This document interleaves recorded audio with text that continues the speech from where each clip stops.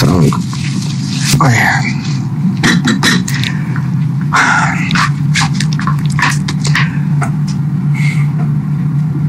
ये जो मैं अभी करने लगा हूं ना, ये समझ लें, फिर इसकी हेडिंग बना लेंगे। ये जो फ्यूचर की प्राइस है, 3 सवाल कर लिए अभी पिछली क्लास में, ये समझने के लिए बता रहा हूं। ये वैसी ही चीज समझ लें जैसे जब तक मैच चल रहा होता है तो प्रोजेक्टेड स्कोर लिखा रहा होता है। वनडे मैच चल रहा है, 30 ओवर हो गए और प्रोजेक्टेड स्कोर लिखा रहा है 320। तो ये क्या चीज है, क्या इंटरप्रिटेशन है इसकी? कि जिस तरह अभी के हालात बता रहे हैं, तो एक्सपर्ट्स का वैसे तो खैर कंप्यूटर बता देगा, लेकिन चलें, एक्सपर्ट्स का ख्याल है कि जब 50 ओवर हो चुके होंगे तो 320 रन होंगे। 40 ओवर गुजर गए, प्रोजेक्टेड स्कोर अब भी वही रहेगा या चेंज भी हो सकता है? चेंज भी हो सकता है, हालात चेंज हो गए। लेकिन अब भी मतलब क्या होगा? प्रोजेक्टेड स्कोर अब 345 आ रहा है, मतलब क्या है? जब 50 ओवर पूरे हो जाएंगे तो स्कोर क्या होगा? ये जो फ्यूचर में प्राइस चल रही है ना, जो मैं यहां पर 31 मार्च 30 जून के नाम से लिख रहा हूं, जैसे मैंने भी पिछले सवाल में कहीं लिखा होगा कि 1 जनवरी वाले दिन 30 जून फ्यूचर की प्राइस लेट से 280 है। तो इस बात का मतलब है कि 1 जनवरी पे खड़े होके एक्सपर्ट्स का प्रोजेक्टेड स्कोर क्या, कि जब 30 जून आएगा तो डॉलर इतने का होगा। ये फ्यूचर की प्राइस होती है। यानी फ्यूचर की प्राइस एक्सपर्ट्स का बेस्ट एस्टिमेट होता है, लाइक प्रोजेक्टेड स्कोर, कि जिस दिन, जब वो दिन आ जाएगा, कौन सा दिन आ जाएगा? जो फ्यूचर की मैच्योरिटी लिखी है, जब वो दिन आ जाएगा तो ये करेंसी इतने की ट्रेड हो रही होगी स्पॉट मार्केट में। तो फ्यूचर की प्राइस एक्सपर्ट्स का बेस्ट एस्टिमेट है कि उस दिन स्पॉट रेट क्या चल रहा होगा। और जब फाइनली वो दिन आ जाएगा, फाइनली जब 50 ओवर पूरे हो जाएंगे बिल्कुल एंड पे, तो प्रोजेक्टेड स्कोर कितना होगा? जो एक्चुअल होगा। तो जब फ्यूचर फाइनली आखिरी दिन बिल्कुल एंड हो जाएगा ना, जब 31 मार्च का बिल्कुल शाम एंड हो जाएगी, तो मरने से जस्ट पहले फ्यूचर की प्राइस कितनी हो गई होगी? जो उस वक्त का स्पॉट होगा। पहले तो ये बात लिख लें जो आपको बताइए कि जो फ्यूचर की प्राइसेस चल रही होती हैं, वो जो भी सब बताया है, मिसाल दोबारा दे रहा हूं कि 31 मार्च फ्यूचर कि किसी भी दिन जो प्राइस चल रही है, वो फ्यूचर मार्केट के एक्सपर्ट्स का बेस्ट अंदाजा है कि 31 मार्च का जब दिन आएगा तो उस दिन स्पॉट रेट कितना चल रहा होगा। इसलिए फाइनली जब 31 मार्च का दिन आ जाएगा तो 31 मार्च फ्यूचर की प्राइस कहां एंड होके क्लोज होगी? जो 31 मार्च का एक्चुअल स्पॉट रेट होगा। इतना लिख लें पहले।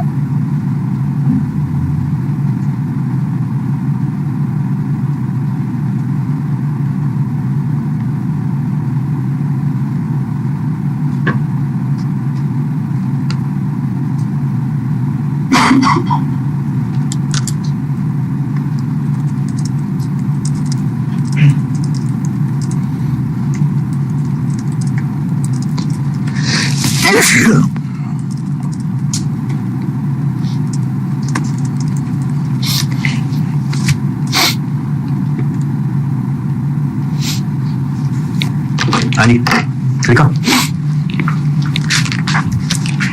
20 ओवर गुजरे हैं अभी और एक्चुअल स्कोर है 240।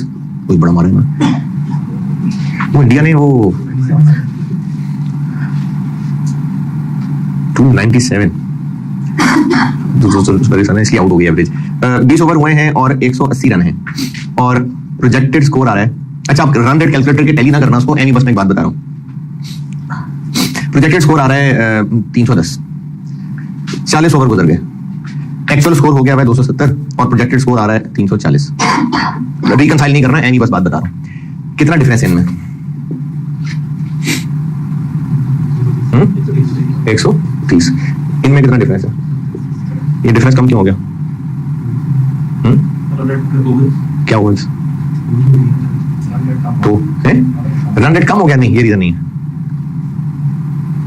ओवर्स कम हो गए तो क्या मतलब?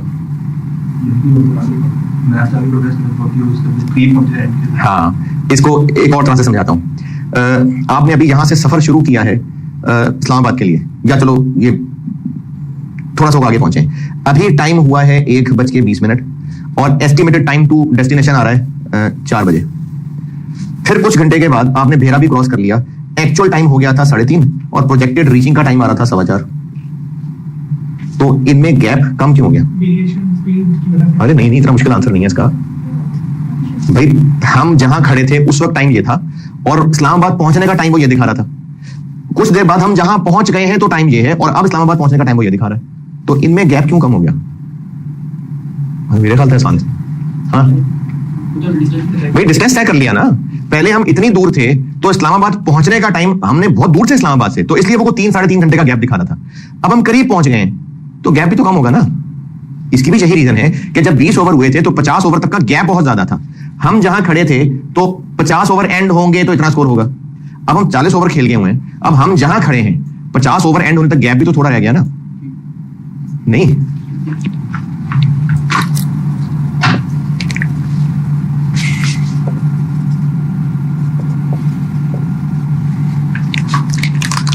जब 1 जनवरी का दिन था तो स्पॉट रेट चल रहा था 270, लेकिन 31 मार्च यूरो की प्राइस चल रही थी 284। फिर 15 फरवरी का दिन आया तो स्पॉट रेट पहुंच गया हुआ था 278 पे और ये चला गया था 280।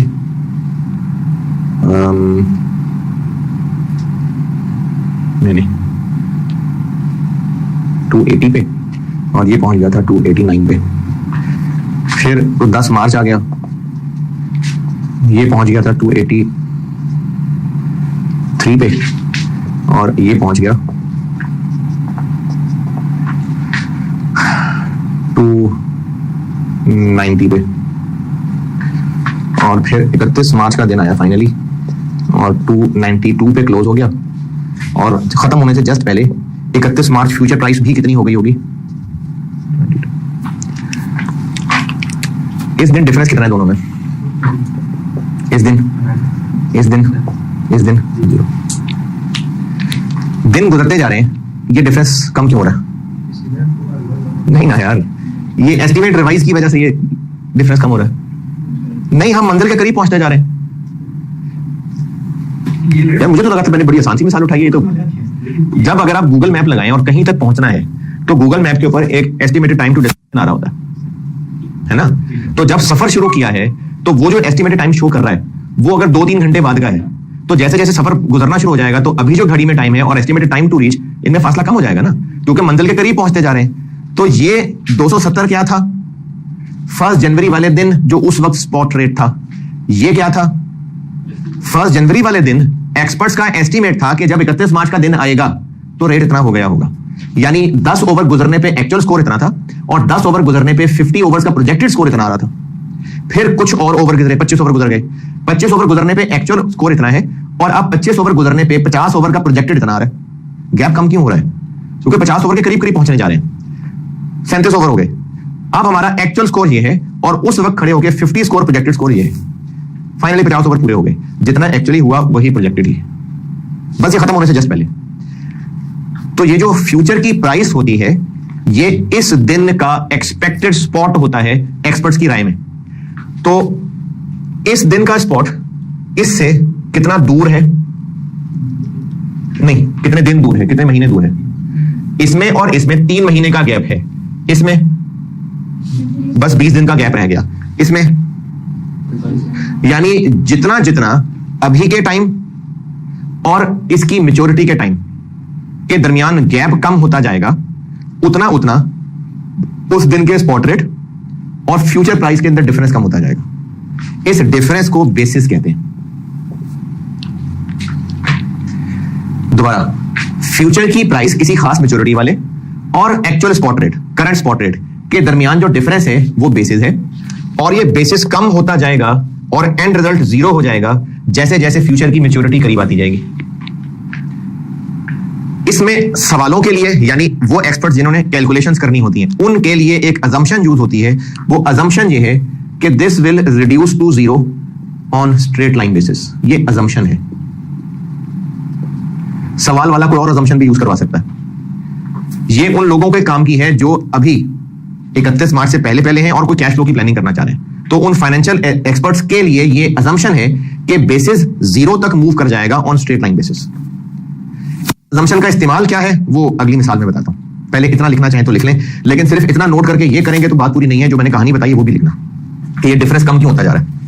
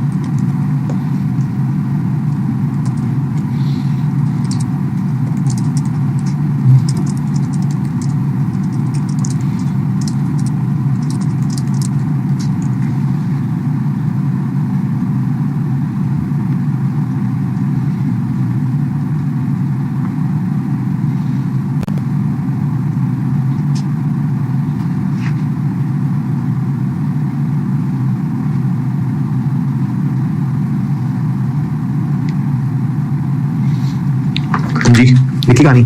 अच्छा अब इसका इस्तेमाल बताता हूं। इसका इस्तेमाल ये कि 1 जनवरी 25 का जब दिन था तो spot rate rupees over sterling 370 था और 31 मार्च स्टर्लिंग फ्यूचर की प्राइस 382 थी। 28 मार्च का दिन हम बजट कर रहे हैं, अभी आया नहीं है 28 मार्च का दिन, हम सिर्फ बजट कर रहे हैं। हम लोग फाइनेंशियल मैनेजर हैं और हम वैसे ही बस बैठ के 28 फरवरी को सोच रहे हैं। अगर हमारे अंदाजे के मुताबिक हम लोग हमारे अंदाजे के मुताबिक 28 फरवरी वाले दिन स्पॉट रेट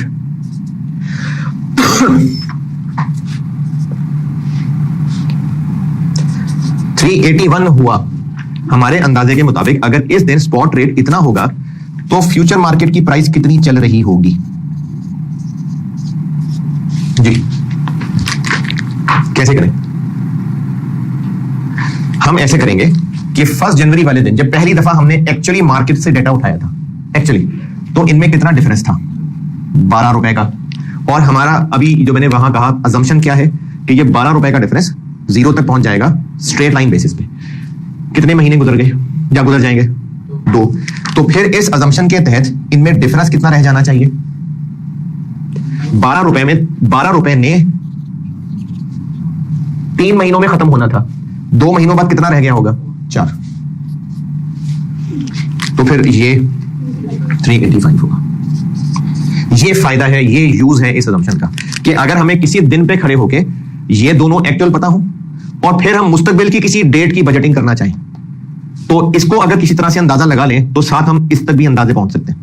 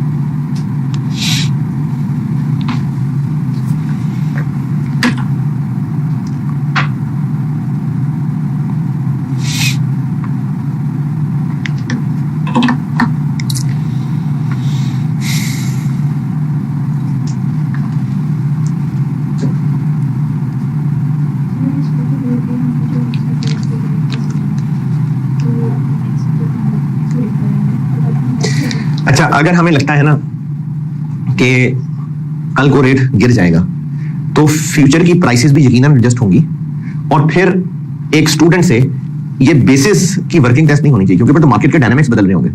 क्योंकि अगर अभी ये इससे ज्यादा है तो इसका मतलब है मार्केट एक्सपेक्ट कर रही है कि प्राइसेस बढ़ेंगी, तो अगर कल को गिर जाएंगी तो फिर तो डायनामिक्स ही बदल गई ना, तो फिर ये बेसिस वाली चीज फ्लॉप हो जाएगी। ये बेसिस वाली चीज चल ही तब सकेगी अगर जो प्रोजेक्शन थी वो डायरेक्शन वही रहेगी। तो हाँ, जहां तक बात कम करने की है तो उसकी एक मिसाल जरूर बना देते हैं।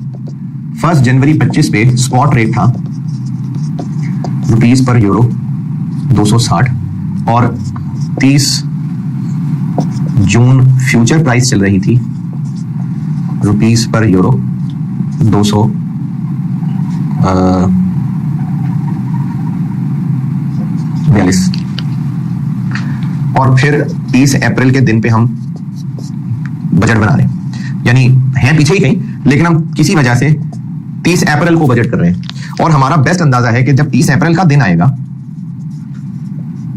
तो रुपीस पर यूरो स्पॉट हो चुका होगा 245। तो फिर उस दिन 30 जून फ्यूचर की प्राइस क्या चल रही होगी?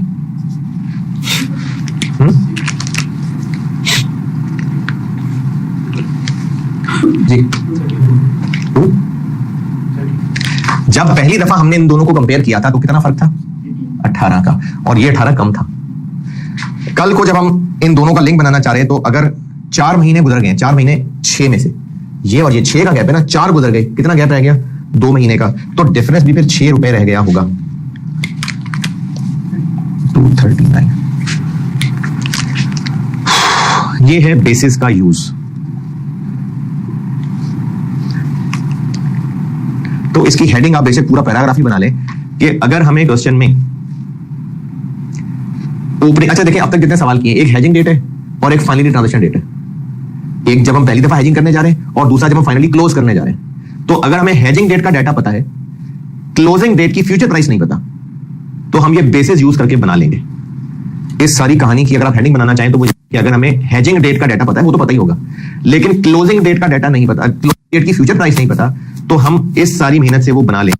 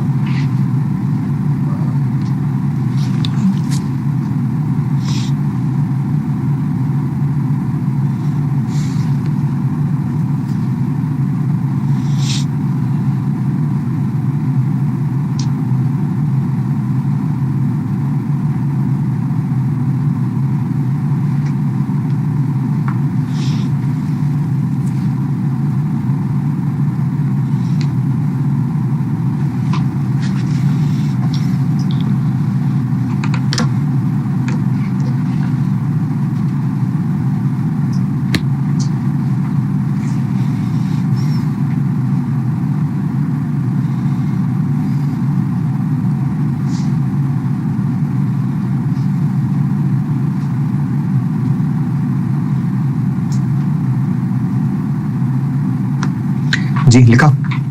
अच्छा वो क्लास ऐड करते करते ना तो वो टाइम थोड़ा रह जाएगा, तो असर पढ़ लेते हैं। चलिए 5 रुपए का सवाल करते हैं और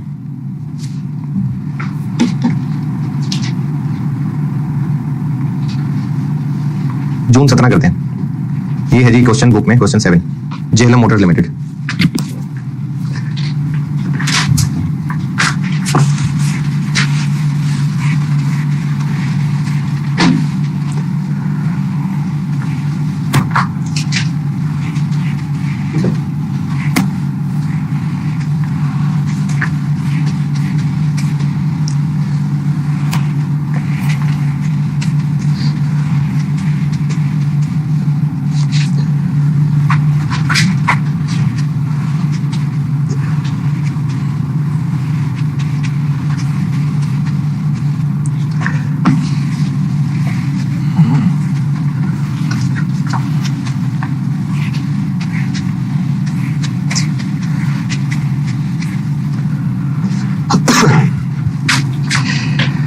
पढ़ने करते हैं बोर्ड पे।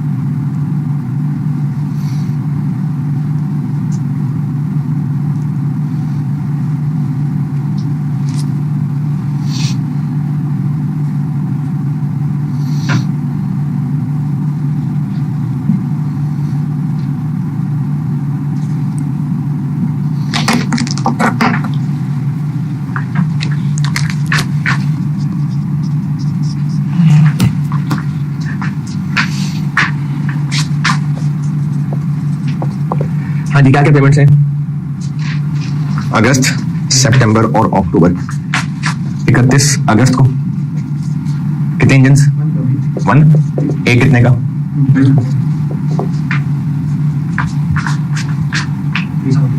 375,000। दूसरी पेमेंट कितने इंजन हैं? 200, 2500, 5 लाख। तीसरे महीने इंजन्स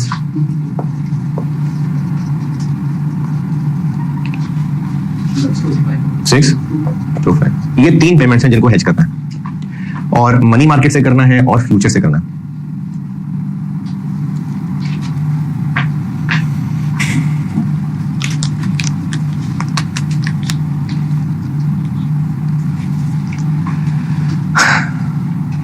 मनी मार्केट से हो जाएगा या करना है? कर दें। मनी मार्केट से करें, फ्यूचर से करता हूं मैं फिर। अब ये 3 सवाल हो गए। एक आज से कितने दूर है? आज का तारीख है सवाल में 1 जून। एक आज से 3 महीने दूर है, एक 4 और एक 5। तो ये 3 अलग अलग सवाल बन गए मनी मार्केट के। और आप जरूरी नहीं पूरी डायग्राम बनाए, 3 लाइनों में आंसर होता है। पहली फॉरेन करेंसी की पीवी निकालते हैं, फिर उसको कन्वर्ट करते हैं, फिर लोकल करेंसी को कंपाउंड करते हैं।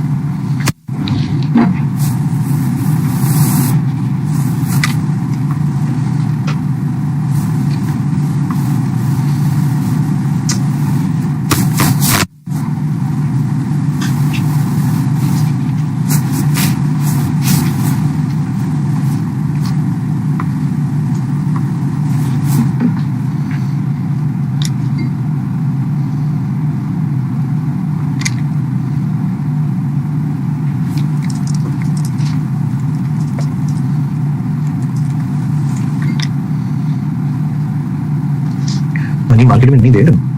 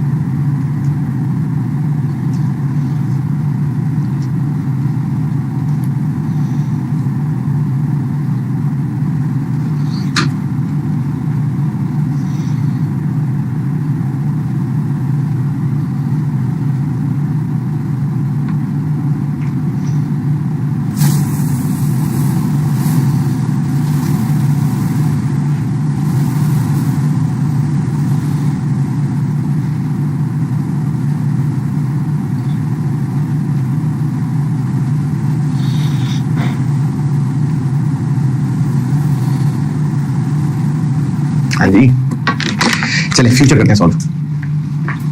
अच्छा, 3 महीने है ना, तो 3 कॉलम्स में भी सॉल्व कर सकते हैं और हर फ्यूचर का अलग अलग हेडिंग देके भी सॉल्व कर सकते हैं। मेरा मशवरा से अलग अलग है, कॉलम देके चलेंगे ना तो उसमें फिर कंफ्यूजन हो जाती है।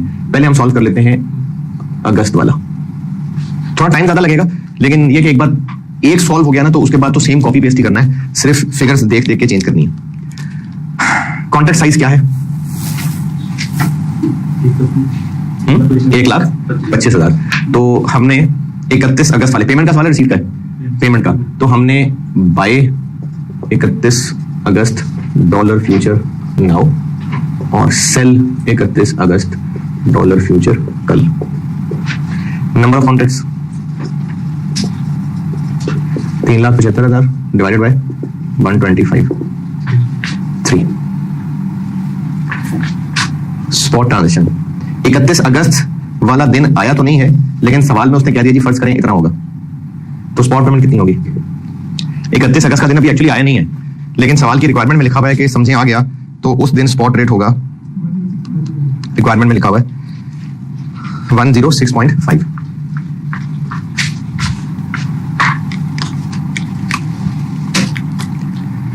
तो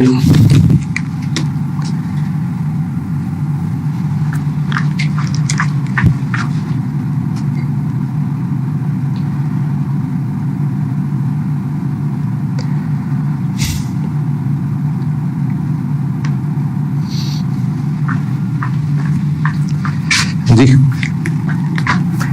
3,75,000 इंटू 10.5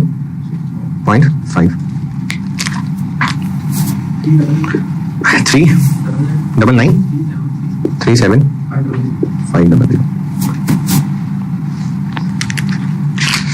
और फ्यूचर आउटकम ये होगा कि आज किया है हमने बाय, आज किस दिन? 1 जून। उस दिन अगस्त वाले फ्यूचर की प्राइस क्या थी? 105.11 और आज करेंगे जाके सेल। अच्छा, अब इसमें ना एक बहुत ऑब्वियस सी बात है, लेकिन चले खैर, अगर आप इग्नोर करके तो खुद ही बता दूंगा। पहले दफा जब रेट चेक किया था तो वो 1 जून का दिन है, स्पॉट कितना है? 104.5 और 31 अगस्त फ्यूचर कितने का है? 105.11। कितना डिफरेंस है? 0.61। अब हम फाइनली किस दिन खड़े?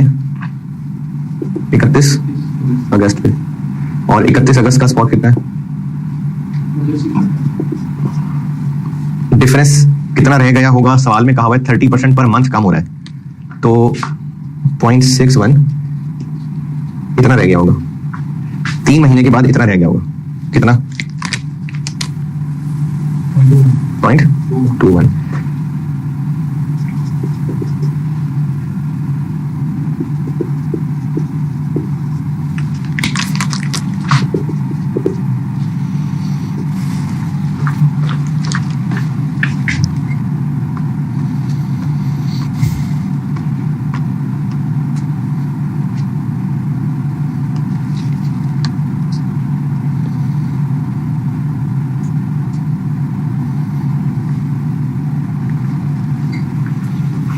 हाँ जी, तो गेन हुआ, लॉस कितना?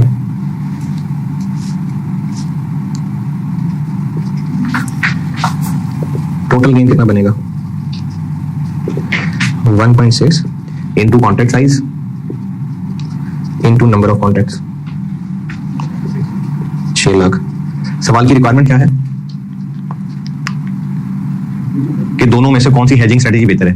तो अगस्त मनी मार्केट का आंसर क्या आ रहा था? अच्छा, अब ये पेमेंट है और ये गेन है, तो नेट क्या बनेगा? 39337500। तो मनी मार्केट कितना था?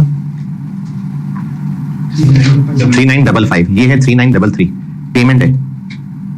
तो ये बेहतर है कि मनी मार्केट बेहतर है? ये बेहतर है। अच्छा, इस कैलकुलेशन में अगर आपको कोई बोंगी नजर आई है तो बताएं।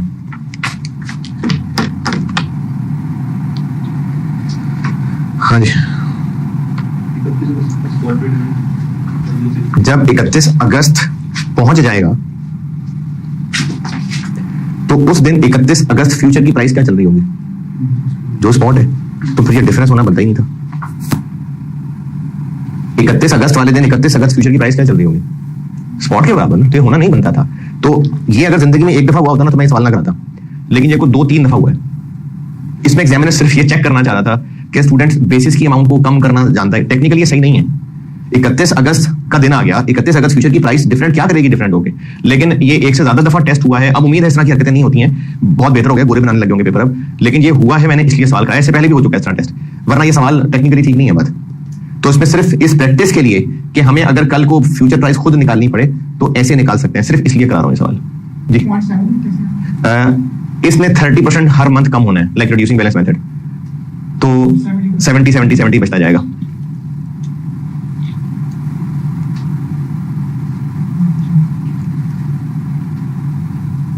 जी जी, रिमेनिंग मंथ का हम इसलिए करते थे कि स्ट्रेट लाइन थी, यहां पर उसने कहा है रिड्यूसिंग, अभी भी ये रिमेनिंग मंथ का ही निकला है। रिड्यूसिंग बैलेंस में जब डेप्रिसिएशन करते जाते हैं तो बाकी बची बुक वैल्यू ही निकलती है, तो अभी भी ये रिमेनिंग मंथ का ही निकला है। लेकिन टेक्निकली गलत इसलिए हो गया कि 31 अगस्त स्टार्ट हो गया और क्या रह गया, तो टेक्निकली ये गलत है, लेकिन वो बेसिस सिर्फ कैलकुलेशन करवा रहा है तो उसने ऐसे कैलकुलेशन करवाई। इस केस में फ्यूचर जो होगा वो बैलेंसिंग फिगर, जी बिल्कुल बिल्कुल, ये निकाला है और ये बैलेंसिंग फिगर।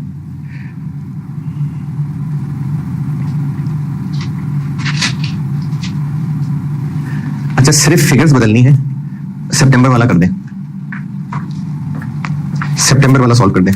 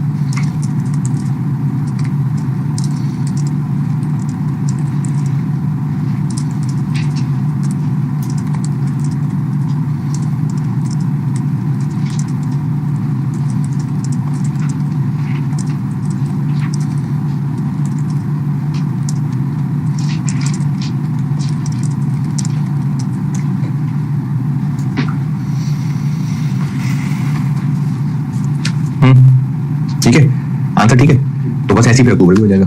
तो इस सवाल में टेक्निकल गलती थी, लेकिन बाहर मैंने आपको कैलकुलेशन सिखाई है। अच्छा, एक सवाल है, अगर आप होमवर्क कर देंगे तो आपकी मेहरबानी, उसमें ये टेक्निकल मसला नहीं, वो सीधा, लेकिन है ऐसा ही, बेसिस के जरिए कैलकुलेट करना पड़ेगा। इसी से अगला होमवर्क कर देंगे तो अच्छा है, कल फिर आपको और एडवांस चीजें बताता हूँ। इससे अगला जून 18 का। चलिए ठीक है, अल्लाह हाफिज।